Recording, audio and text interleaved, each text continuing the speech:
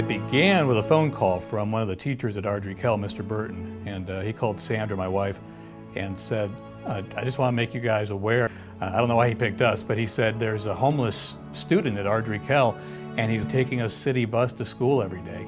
We're like, we hear that, and wow, that's terrible. That whole week, Sandra couldn't sleep, several nights in a row.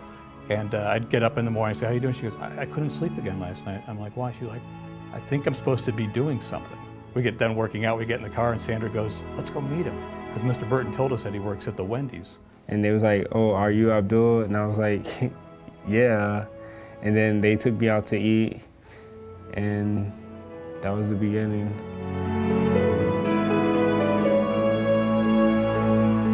And we're like, you don't know us, but one of your teachers told us about you. Could you sit down for a minute? We could just chat or whatever. We don't even know what we're going to do, right? And we hang out and get to know him a little bit better. End up driving him back to the men's shelter north of Uptown, and we drop him off. He had, the cardboard box with the leftover pizza, and he gets out of the car. It's cold outside. He's walking up these cement steps back into this men's shelter, which I'd never been there before, but looks just like what you think a men's shelter would look like. I went inside, and they drove. I don't think they even got halfway home. And we're like, somebody's got to do something. I mean, he can't stay there. I mean, he's 18. He needs a home. And we've got a full house. We got 5 kids. We don't have an extra room. I just kind of looked at Sandra. She looked at me. I'm like, well, let's go get him. Like, we'll figure it out. We'll go get him. And he just starts bringing out hefty bag after hefty bag packed. It's kind of like the Grinch that stole Christmas, when those giant sacks and the dog's carrying it on the sleigh. He's got these giant, not the good kind of hefty bags either, those clear, thin ones. Start loading it in the car, and one of the guys at the shelter says, hey kid, where are you going? And he just looks at him and goes, I'm going home.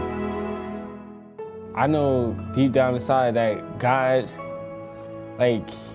he knows me, and he knows what he has laid out before me, and I know it wasn't gonna end right there, me staying in the homeless shelter and not do anything with my life. So, cause I just kept on pushing forward, and I met God halfway.